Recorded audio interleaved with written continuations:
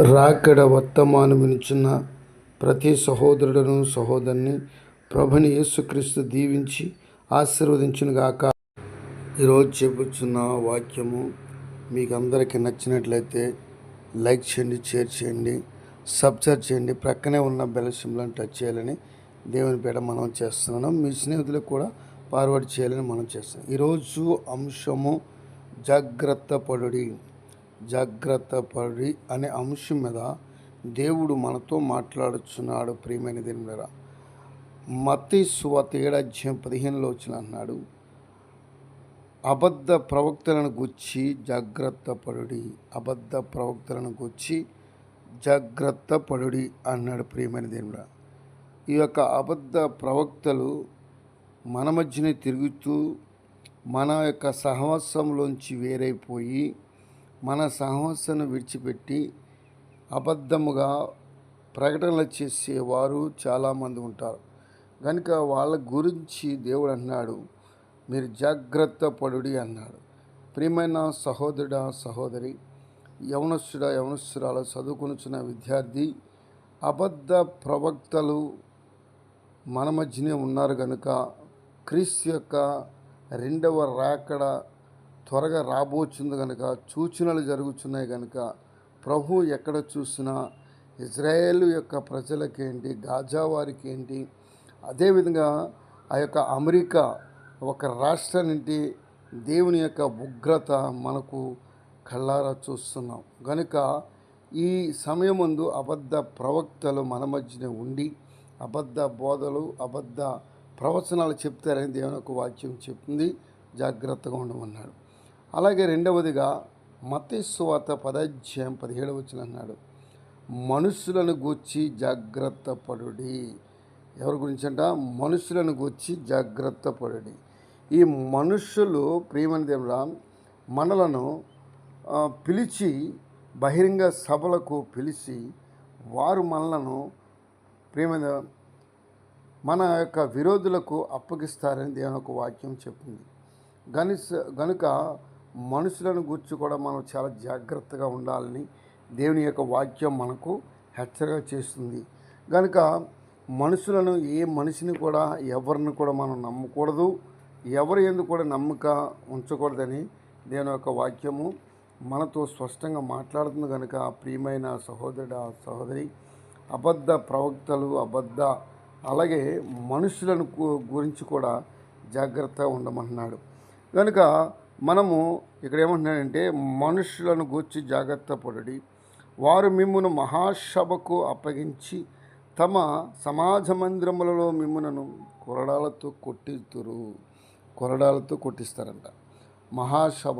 సభలకు అలాగే మందిరంలోకి కూడా పిలిచి మనలను ప్రియమైన కొరడా దెబ్బలకు మనలను అప్పగిస్తారని దేవుని ఒక వాక్యం చెప్తుంది. అదేవిధంగా లోకాసు సువార్త 12:15 కూడా ప్రియమైన సహోదరుడా, సహోదరి ఏమంటుందంటే, మీరు ఏ విధమైన లోభమునకు ఎడమీయకుండా జాగ్రత్తగా ఉండుడి అన్నాడు. జాగ్రత్త పడమన్నాడు. కనుక ఏ విధమైన లోభమునకు మనము చోటు ఇవ్వకూడదు. అపవాదికి చోటు ఇచ్చినప్పుడు అది మనలను చిన్నపిల్లలు చేస్తుంది, విశ్వాసం తొలగిస్తుంది. ప్రియమైన సహోదరుడా, సహోదరి, కనుక ఈ లోకాసు సువార్త 12:15 ఏ విధంగా మాట్లాడదు, మరియు ఆయన వారితో, మీరు ఏ విధమైన లోభమునకు ఎడమీయక జాగ్రత్త పడుడి, ఒకని కలిమి విస్తరించుట వాని జీవమునకు మూలము కాదాయనను. కనుక ప్రియమైన వాని జీవమునకు మూలము కాదనను. ఎందుకంటే మరియు ఆయన వారితో ఈ ఉపమానము చెప్పెను, ఒక ధనవంతుని భూమి సమృద్ధిగా పండెను. కనుక ప్రియమైన ఒక ధనవంతుని కూడా పంట సమృద్ధిగా పండుతుంది. వాడేమంటాడంటే, నా ప్రాణమా తినుము త్రాగము సుఖించమంటాడు. కానీ ఇక్కడ ఏమన్నాడే, ఏ విధమైన లోభమునకు ఎడమీయక జాగ్రత్త పడుడి అన్నాడు. మనము ఏ విధమైన ఏ విషయాలు కూడా చిన్నపుచ్చుకోకూడదు. ఎడమొఖం పెడమొఖం పెట్టుకోకుండా, లోభమునకు మనం చోటు ఇవ్వకుండా ఎంత లోబురా వీడు, పిచ్చినారుడురా అని అంటారు. మనము ఇచ్చే కాడ దేవునికి పిల్లలకు ఇచ్చేటప్పుడు సనుక్కుంటూ గొనుక్కుంటూ మూలుగుతూ మొక్కుతూ మనం ఇవ్వకూడదు ప్రియమైనది. కనుక మనము సంతోషంగా దేవుని యొక్క బిడ్డలకు మనం ఇచ్చామనుకో, అప్పుడు దేవుడు మనలను ఆశీర్వదిస్తాడు, దీవిస్తాడు. అప్పుడు దేవుని యొక్క సేవకుడు మన ఇంటికి వచ్చినప్పుడు సంతోషంగా ఆనందంగా నా బిడ్డలను ప్రభా దీవించుము, నా బిడ్డలను ఆశీర్వదించుము, నా బిడ్డలను కలిమిలోను లేమిలోను అన్ని విషయాల్లో కూడా నా బిడ్డలను దీవించి ఆశీర్వదించమని ప్రియమైన దేవుని బిడ్డరా ఆయన ఆశీర్వదించి వెళ్తాడని దేవుని ఒక వాక్యం స్పష్టంగా చెప్పింది. కనుక ఇవి కడవరి దినాలు కనుక మనం చాలా జాగ్రత్తగా ఉండి విశ్వాసంలో సహవాసంలో మనం తొట్టిల్లకుండా మనం ముందుకు సాగాలని దేవుని పేట మనం చేస్తున్నాం. అదేవిధంగా 2వ పేతురు పత్రిక 3వ అధ్యాయం 14వ వచనం అంటున్నాడు, దేవునికి నిష్కలంకులుగాను దేవుని దృష్టికి నిష్కలంకులుగాను నిందారహితులుగాను కనబడినట్లు జాగ్రత్త పడుడి. ప్రియులారా, వీటి కొరకు మీరు కనిపెట్టువారు గనుక శాంతము గలవారై ఆయన దృష్టికి నిష్కలంకులుగాను నిందారహితులుగాను కనబడినట్లు జాగ్రత్త పడుడి. నిందారహితులుగా కనపడాలి. దేవుని దృష్టికి మనము పరిశుద్ధులుగాను పవిత్రులుగాను నీతిమంతులుగాను యథార్థమంతులుగాను నిర్దోషులుగా కనిపించాలి. ప్రియమైన దేవుడు ఆయన వచ్చే రాకడలో మనం ఏ విధంగా మనం కనిపిస్తున్నాం దేవునికి, మనము పాపము చేసేవారుగా అక్రమ క్రియలకు లోబడినట్లుగా కనపడకూడదు. దేవుని దృష్టికి నిష్కలంకులుగా కల్మషం లేని వారుగా పావురం వలె నిష్కలంకులుగా పాము వలె వివేకముగాను పావురం వలె నిష్కలంకులుగాను మనము దేవుడు వచ్చేసరికి దేవుని దృష్టికి ఆ విధంగా కనిపించాలని దేవుని ఒక వాక్యము అపోస్తలుడైన పేతురు గారి ద్వారా హెచ్చరికలు చేస్తున్నాడు. అలాగే 5వదిగా లోకస్వార్త 12వ అధ్యాయంలో 1వ వచనం ఏమన్నాడంటే, పరిచయుల వేషధారణ అను పులిసిన పిండిని గూర్చి జాగ్రత్త పడుడి.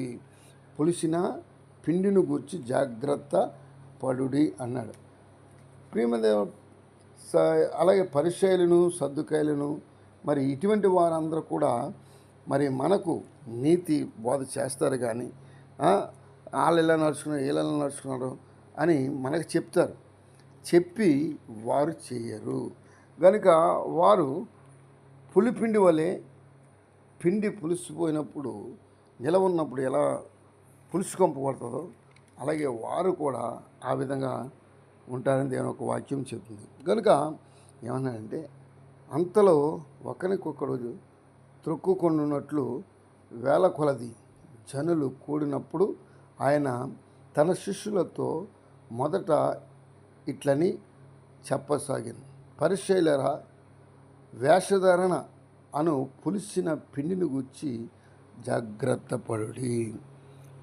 మరుగైనదేదియు బయలుపరచబడకపోదు, రహస్యమైనదేదియు తెలియబడకపోదు. కనుక ప్రతిదీ కూడా మరుగైనది అన్నీ కూడా బయలుపరచబడతాయి. పులిసిన పిండి గురించి ఇటువంటి వారి గురించి వేషధారణల గురించి చాలా జాగ్రత్తగా వేషధారణ గడుకో వేషం వేస్తారు. కనుక ఇటువంటి పరిచయులు మన మధ్యన ఉంటారు. వీరి గురించి కూడా మనం చాలా జాగ్రత్తగా ఉండాలని దేవుని పేట మనం చేస్తున్నాం. ఆఖరిగా మార్కు సువార్త 13వ అధ్యాయం 9వ వచనం అన్నాడు. మార్కు సువార్త 13వ అధ్యాయం 9వ వచనం ఏమన్నాడంటే, మిమ్మును గూర్చి మీరే జాగ్రత్త పడుడి. మిమ్మును గూర్చి మీరే జాగ్రత్త పడుడి. ఎవరో మనల్ని జాగ్రత్త చేస్తారు, ఎవరో మనల్ని కాపాడతారు, ఎవరో మనకు భద్రత ఇస్తారని మనం అనుకోకూడదు. ప్రియమైన దేవుడు మనల్ని గురించి మనం జాగ్రత్త పడినప్పుడు మనం ధన్యులు అవుతాం. కనుక మన యొక్క ఆత్మీయ జీవితంలో పడిపోకుండా మనల్ని గురించి మనమే జాగ్రత్త పడినప్పుడు ప్రియమైన ధన్యులు అవుతుంది. దేవుని ఒక వాక్యం మనతో మాట్లాడుతుంది. కనుక ఏమంటున్నాడంటే, మిమ్మును గురించి మీరే జాగ్రత్త పడుడి. వారు మిమ్మును సభలకు అప్పగించెదరు, మిమ్మును సమాజ మందిరములలో కొట్టించెదరు. మీరు వారికి సాక్షార్థమై అధిపతుల ఎదుటను రాజుల ఎదుటను నా నిమిత్తము నిలువబడెదరు. గనుక యేసుక్రీస్తు యొక్క నిమిత్తము శాస్త్రుల ఎదుట, పరిచయుల ఎదుట, మహాసభకు మనలను పిలిచి అప్పగించి సమాజ మందిరంలో కూడా మనల్ని కొట్టిస్తారు. మనతో మాట్లాడుతూనే ఉంటారు, మనతో ప్రేమ చూపిస్తారు, మనతో ప్రియమందేమడా మంచి బోధకుడిగా, మంచి పరిచయులుగా, మంచి ప్రియమందేమడా ఇటువంటి వేషాలు ధరించుకొని మనతో సహవాసించారు. మన సత్యంగా నిలబడినప్పుడు మనల్ని ఏ విధంగా కొట్టించాలి చేయాలి, మహాసభలకు అలాగే మందిరాలకు పిలిచి కొరడాలతో మనల్ని కొట్టిస్తారంట. కానీ అటువంటి వారి గురించి మనం ఏం చేయాలంటే జాగ్రత్త పడాలి. మనం ఏం చేయాలి? జాగ్రత్త పడాలని దేవుని ఒక వాక్యం మనతో మాట్లాడుతున్నాం. కనుక అన్ని విషయాల్లో కూడా మనం జాగ్రత్త పడుతూ విశ్వాసము సహవాసం ముందుకు సాగుదాం. దేవుడి యొక్క మాటలు దీవించి ఆశీర్వదించే ప్రార్థన. మమ్మల్ని మిక్కిలిగా ప్రేమించిన మా యేసయ్యా నీకు వందనాలు, స్తోత్రాలు తండ్రి. ఈ ఉదయకాలం ముందు చక్కని మాటలు మాకు అందించినది నీకు వందనాలు. నీ దయగలస్తం తోడు నీడగా ఉంచి నడిపించమని వస్తున్నాను ప్రభా. జాగ్రత్త పడుడి అనే అంశం మీద మాతో మాట్లాడు. ఈ ఉదయకాలం ముందు వినిచిన ప్రతి అవసరాలను ప్రతి సహోదరుని కూడా దీవించి ఆశీర్వదించి నీ మహిమ చేత నింపి నడిపించు దేవానికి స్తోత్రాలు తండ్రి. నీ దయగలస్తం తోడు నీడగా ఉంచమని అడుగుతున్నాను నాయన. చదువుకునిచ్చిన విద్యార్థులను వారి యొక్క చదువుల విద్యల జ్ఞానంలో వయసులో వర్ధిలింపచేసి ప్రతి ఒక్కరిని నీ అడుగుజాడు నడిపించి దేవానికి స్తోత్రాలు తండ్రి. నాయన ప్రతి బిడ్డను కూడా విడవకుండా ఎడబాయకుండా అందరినీ నాయన కాపాడి నడిపించు. అలాగే ప్రభా సంస్థల యొక్క నాయకులను, బిషప్లను, రెవరెండ్లను, నాయన అధికారులను అందరిని కూడా నాయన దీవించి ఆశీర్వదించి దేవానికి స్తోత్రాలు తండ్రి. అదేవిధంగా మా యొక్క రాష్ట్ర నాయకులను, నాయన మా దేశ నాయకులను, అలాగే నాయన పోలీసు అధికారులను దేవానికి స్తోత్రం, వారి వారి కుటుంబములను దీవించి ఆశీర్వదించి దేవ కాపాడి నడిపించి దేవా నీకు స్తోత్రాలు తండ్రి. ఇంజనీర్లను, కలెక్టర్లను, సభ కలెక్టర్లను అందరిని కూడా నా ప్రభు కాపాడి నడిపించు నాయన. విద్యార్థులను కూడా నాయన చదువు చెప్పే టీచర్లు అందరిని కూడా కాపాడి నడిపించి దేవానికి స్తోత్రాలు తండ్రి. రోడ్డు మీద ప్రయాణం చేస్తున్న బిడ్డలు నాయన ఇదిగో కష్టపడి కూలి పని చేసుకున్న వారిని కూడా దీవించి ఆశీర్వదించినాను. చిన్న చిన్న జాబులు చేసిన వారిని కూడా దీవించి ఆశీర్వదించినాను నాయన. నీకు స్తోత్రాలు తండ్రి. అదేవిధంగా రోడ్డు మీద నాయన నడక నడుస్తున్న వారిని, అలాగే సైకిల్ మీద వెళ్తున్న వారిని, నాయన మోటార్ సైకిల్ మీద ప్రయాణం చేస్తున్న వారిని, ఆటోల మీద ప్రయాణం చేస్తున్న వారిని, ఆయన కారుల మీద ప్రయాణం చేస్తున్న వారిని, బస్సుల మీద ప్రయాణం చేస్తున్న వారిని, అలాగే నా ప్రభా ట్రైన్లో ప్రయాణం చేస్తున్న, లారీల మీద ప్రయాణం చేస్తున్న వారిని, అలాగే అంతరిక్షాల్లో ప్రయాణం చేస్తున్న వారిని, అలాగే నా ప్రభా హెలికాప్టర్లో ప్రయాణం చేస్తున్న వారిని, విమానంలో ప్రయాణం చేస్తున్న వారిని, వీళ్ళందరినీ కూడా నీ కృపను బట్టి, నీ హస్తను బట్టి ఆయన నీ హస్తం నీ బిడ్డల గురించి ఆయన కృప తోడుగా ఉంచి వారిని కూడా కాపాడి నడిపించమని అడుగుతున్నాను దేవానికి స్తోత్రాలు తండ్రి. అదేవిధంగా నా ప్రభా కష్ట నష్టాల్లో, ఇరుకులు, ఇబ్బందులు, శోధన, బాధల్లో ఉన్న వారికి విడుదల దయచేసి నడిపించమని వస్తున్నాను. నీ దయగల హస్తం తోడుగా ఉంచినైనా ఈ పరిచర్యలు పాలు పొందుతున్న ప్రతి అవసరాలను, ప్రతి కుటుంబంలో కూడా దీవించి ఆశీర్వదించమని, కానీ ఈ పరిచర్య కొనసాగించమని, నీ దయగల హస్తం తోడు నీడగా ఉంచమని యేసుక్రీస్తు యొక్క నామమును అడిగి వేడుకొనుచున్నాను తండ్రి. ఆమేన్. మీకు నచ్చినట్లయితే లైక్ చేయండి, షేర్ చేయండి, సబ్స్క్రైబ్ చేయండి, పక్కన బెల్ సింబల్ టచ్ చేయండి. నేను కలుసుకుంటున్నాను. మీలో ఎవరైనా సహాయం చేయాలనుకుంటే మా నెంబర్కి దయచేయండి. ఫోన్ పే బ్యాంక్ కూడా